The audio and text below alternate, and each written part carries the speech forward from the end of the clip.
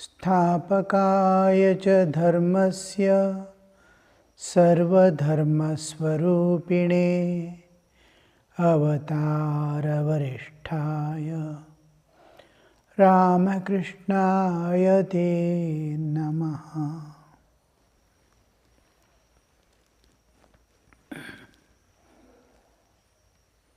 Shivaratri. We are discussing about the inner significance of Shivaratri. We saw what Shiva means at individual level and at cosmic level a day before.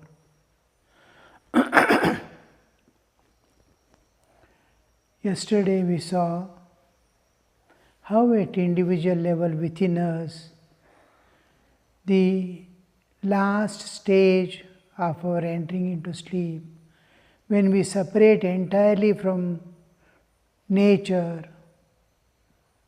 all aspects of our existence and layers of existence, when we separate and be pure Chaitanya, Shuddha Chaitanya, facing, ready to merge in the cosmic consciousness, the Ishvara. We are having that Shiva Sthiti. And the individual consciousness is Shiva there. And that is expressed through the phrase Shivoham, Shivoham. Mano buddhi ahankara chittani naham. Shivoham, Shivoham. That state, how to realize in our life in the waking state. That is what we saw yesterday through contemplation, meditation. How we turn inward, enter within, transcend layer by layer, Annamaya, Pranamaya, Manomaya, Vijnanamaya, Anandamaya, and ultimately reach the Shiva within us.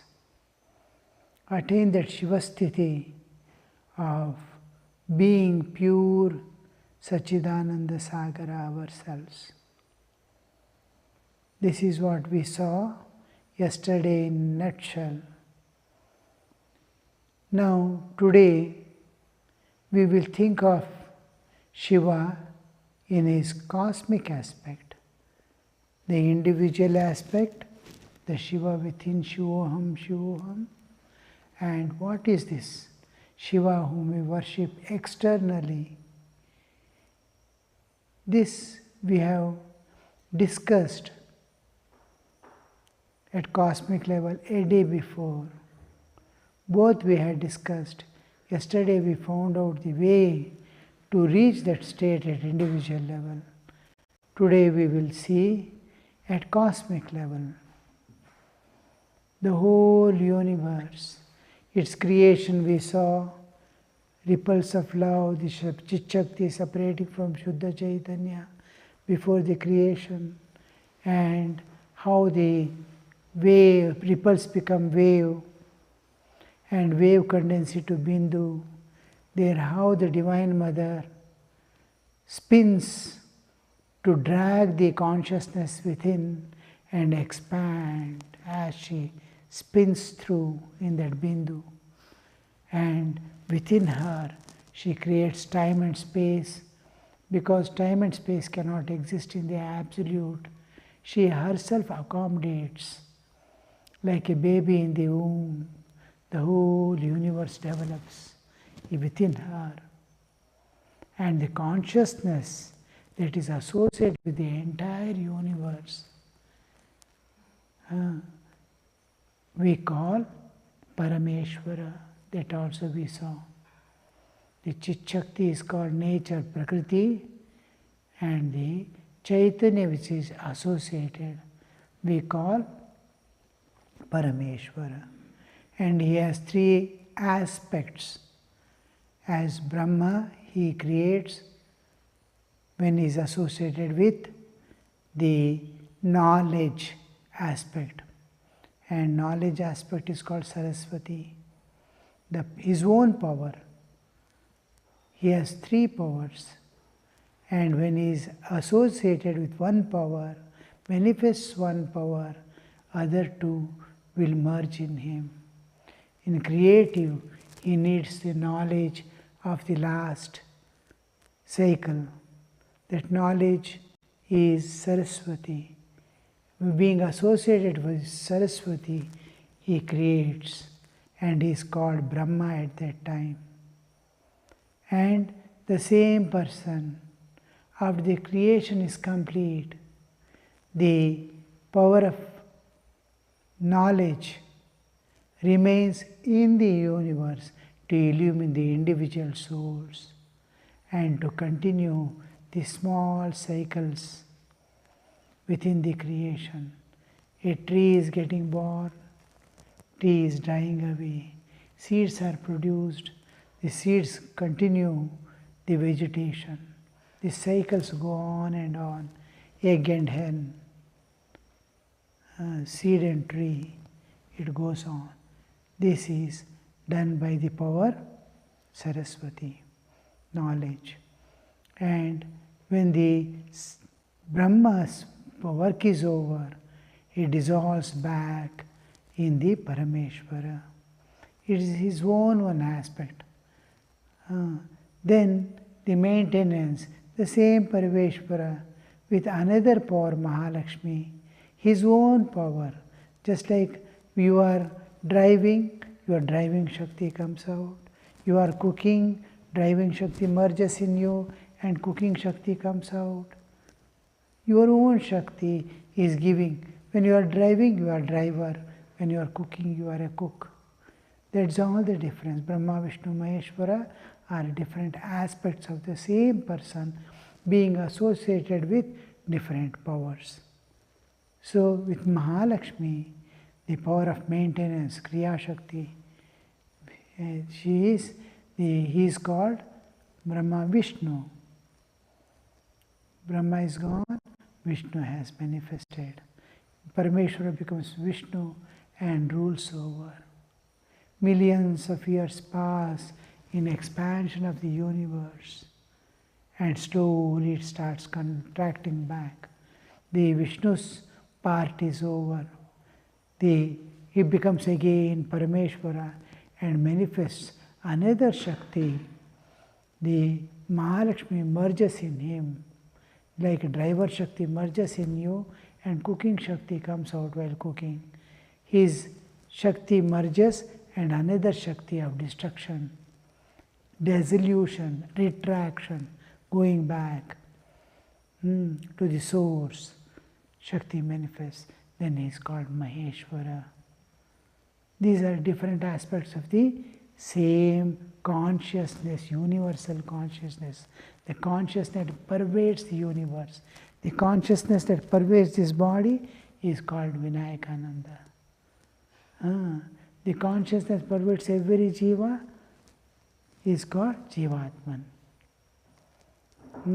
The consciousness that pervades the whole universe is called Paramatman. Jivatman and Paramatman.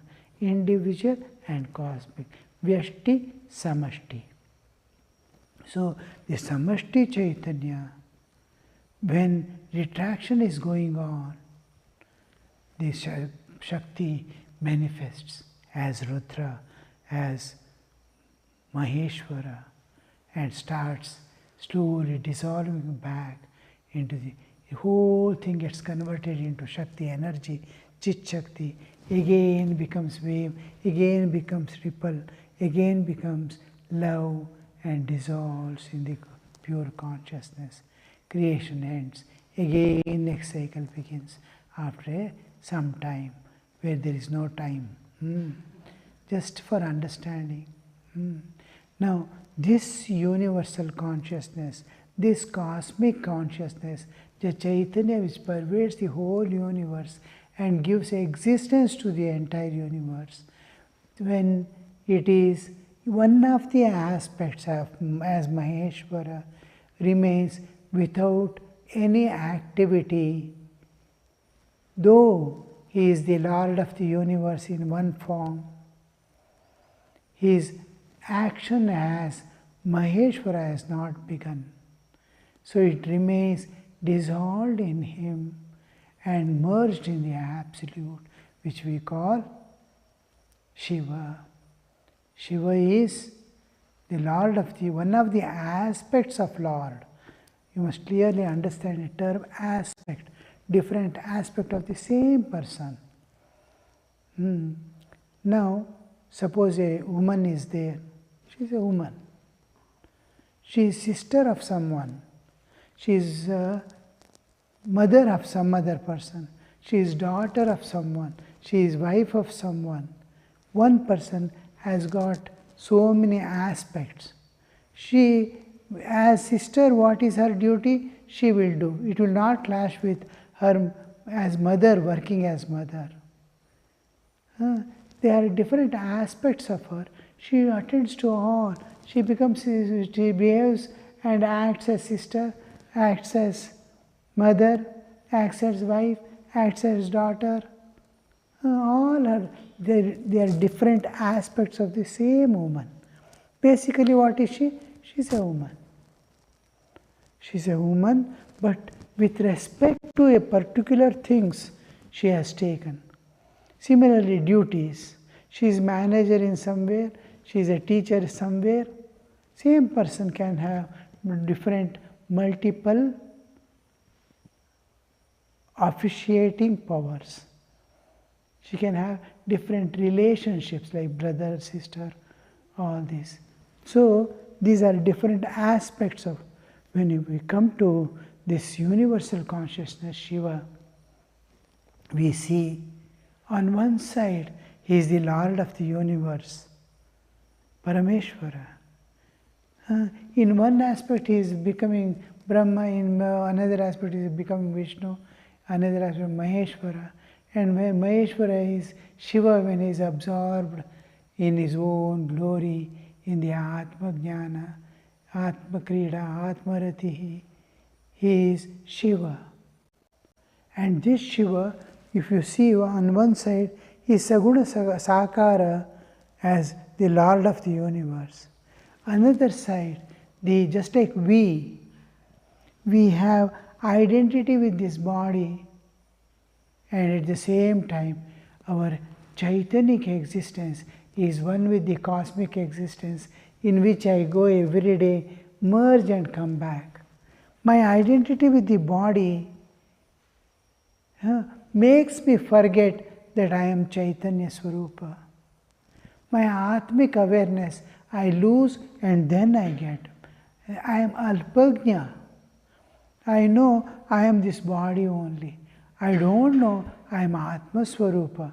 I am immortal. I am mortal. I have taken birth 5th June 51 and I am going to die one day. Birth and death. Limitations are there. So this limitation, because I am Alpagnya, suppose I become Purna Jnana, then I will know I am immortal. I have put on this dress of body. This Jnana, Ishvara has his Purna Jnana. I am Alpa Jnana, Alpajnatva, Purna Jnatva. So Ishvara knows that he is one with the absolute existence. He knows he is the Lord of this universe. He knows he is independent of the entire universe. He knows he is creating, he is maintaining, he is withdrawing. He knows he knows every jiva. A jiva's past millions of lives back, and his future also he knows. He knows Sarvajnatva. He has got that Sarvajnatva. We have got Alpajnatva. Now, this Sarvajnatva aspect, when you see, he is the absolute existence. He is Satchidananda Sagara. He is Nirguna Nirakara. Here, as Lord of the universe, he is Saguna Sakara, he is personal God. Here, he is impersonal absolute. Then as Maheshwara also has got duty to wind up the universe. Shiva, you see, various aspects, and he finds his total oneness with all entire universe. As Lord of the universe, he pervades the universe. Their pervasiveness, I pervade the entire body. I also I am, ear also I am. Like that, when Ishvara pervades the whole, Shiva pervades the whole universe, every object he is there. This is called yoga, being one with the entire thing. I am one with only this body. Can I become one with this universe? Very difficult. And that is the aim of yoga. Yoga is to become one with what all exists. I have separated this body from the universe and identified, and this is not I, this alone is I. No. For Ishvara, everything is I. So, this is yoga. When I know I am everything, I merge in everything, everything merges in me, then it is yoga. The rest of the universe I have united. And he is called Parama Yogi. Shiva is called Parama Yogi because of his identification with every jiva and the entire universe and the beyond. He is Parama Yogi. This side, if you see, he is full of vairagya. Smashanavasi. Not possessing anything, because he is Purna Kama. What he needs. He is Purna Kama. He doesn't need anything of this world. He gives existence to this universe and maintains it in one of his aspects. So, he is this aspect of total dispassion towards the world, at the same time intense concern with every jiva. This is renunciation, tyaga. Tyaga has two aspects, jagate virag, bhagavane anurag. And the same tyaga, when they applied to the Lord of the universe, it becomes jagate virag and jive anurag.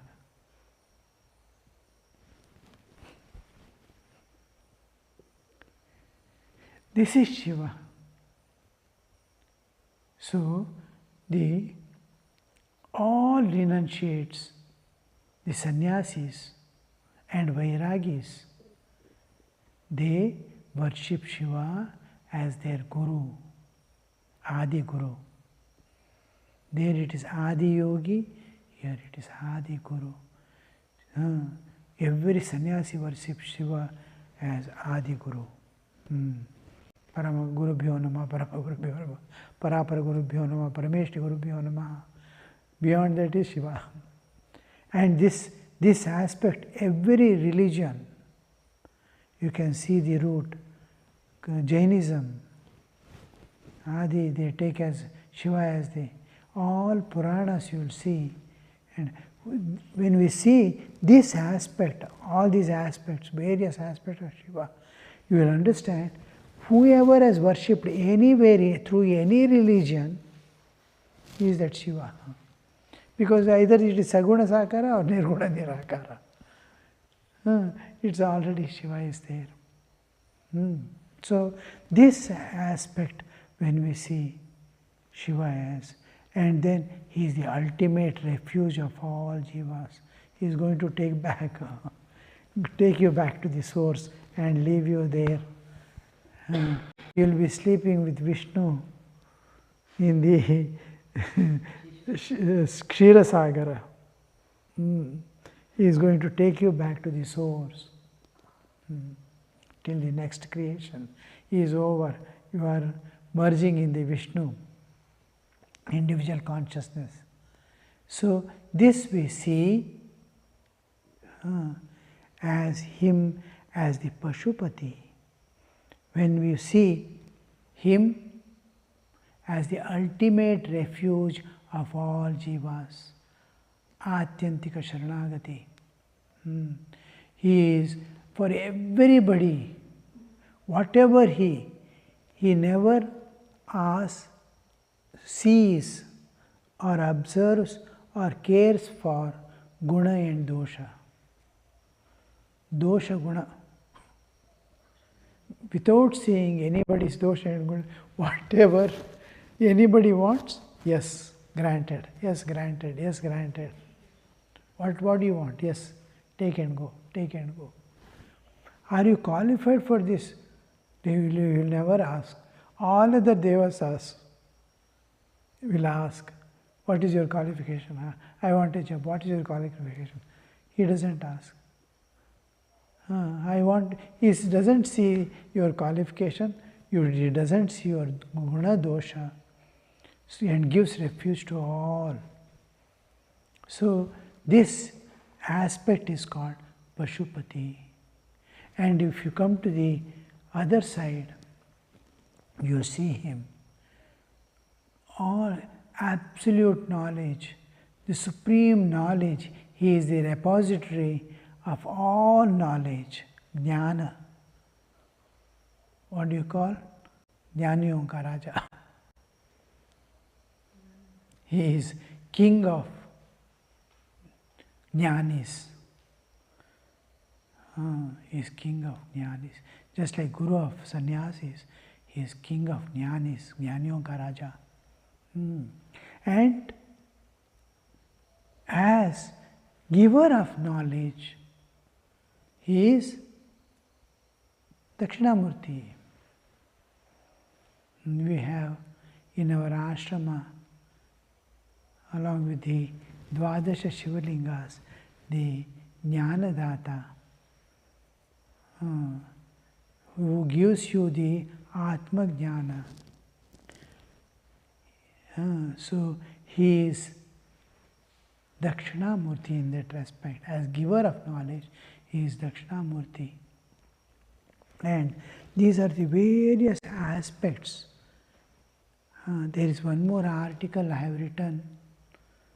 Shivaratri also I have just written. What I am telling you people today and every day.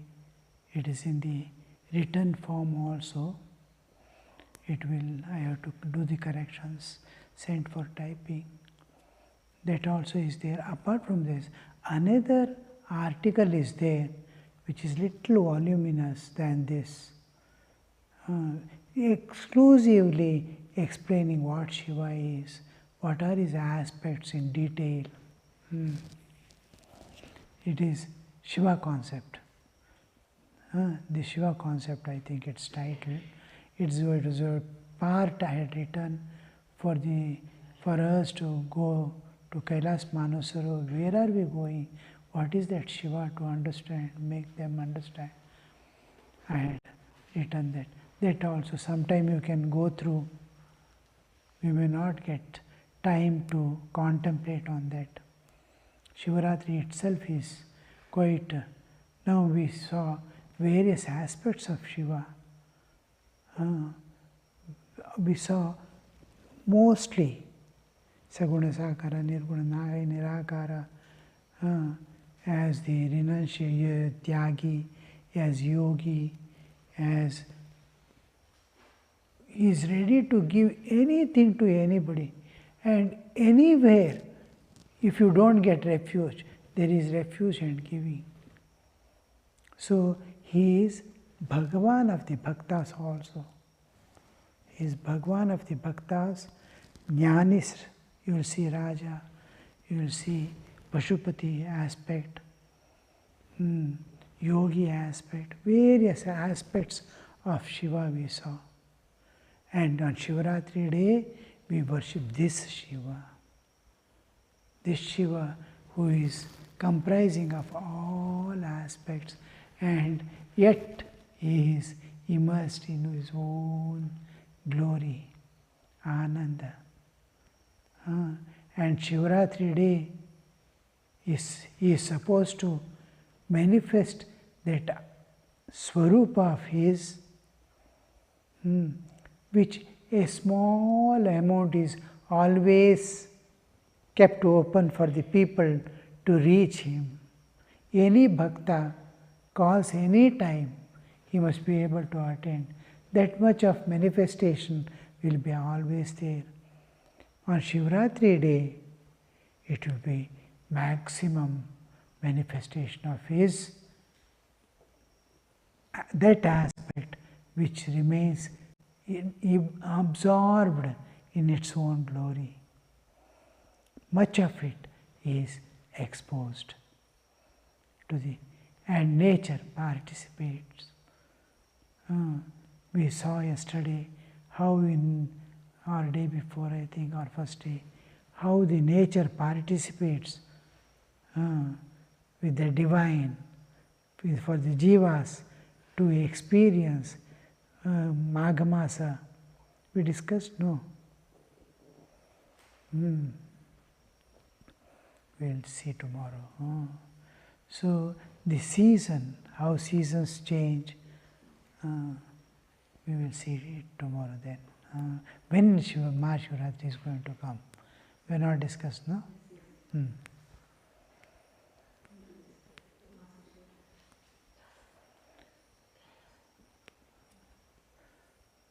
So, this exact time, the nature's participation, we see that it is.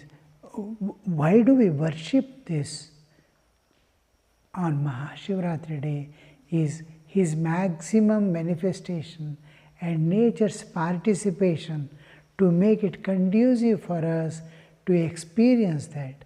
If we are in tune with the divine, if we are in tune with nature, then maximum amount of the bliss of the absolute, peace from the transcendental, we can experience, because Shiva is immersed. Shiva's bliss, Ananda, you can have, but it is very difficult for us, the modern people now, to be in tune with the divine and tune with the nature. A lot of practice, lot of tapasya is needed for that, and it is absolutely necessary. Tyaga, vairagya are necessary to experience, and that is the vrata that we observe on Shivaratri day. Vigil and fasting. It is not for mortification of body.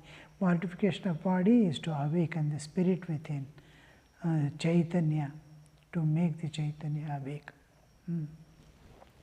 This, and what does the Shiva do? Shiva is supposed to give all that you wish to have.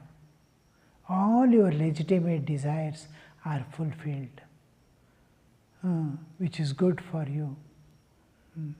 This aspect is called Abhyudaya, and those who are aspiring for Mukti, release from the all sufferings and bondage forever, that Mukti Pada is called Nishreyasa. Shiva is going to give, is supposed to give, or is said to be giving on that day, like in Kashi, whoever dies will attain Mukti. Like that, Shivaratri day is one of the special days when he will give this Abhyudaya and Nishreyasa to the seekers who are in tune with nature and with the divine. And for that, we observe this vrata, MAHA Shivaratri vrata, we observe with only purpose to fulfill our needs and desires. So, remember these terms, Abhyudaya and Shiva, the prosperity in the world, the continued prosperity, Abhyudaya. Every day as if a new awakening is there in your life, Abhyudaya, and Nishreyasa, eternal freedom from nature to the everlasting life. This is intermittent life. There is birth and death. But beyond birth and death, life in the ocean of bliss. Here it is Sukha Dukkha, there it is Ananda, Nirantara Ananda. Sukha Dukkha Rahita Ananda, Dvandva Rahita Ananda. That is the difference. What is Mukti means? It is a life eternal in eternal bliss, eternal peace and eternal freedom. We will see tomorrow, continue. Om Niranjanam Nityamanantarupam Bhaktanukampa Dhrutavigraham Vai Ishavataram Parameshamidhyam Tam Ramakrishnam Shirasa Namamaha.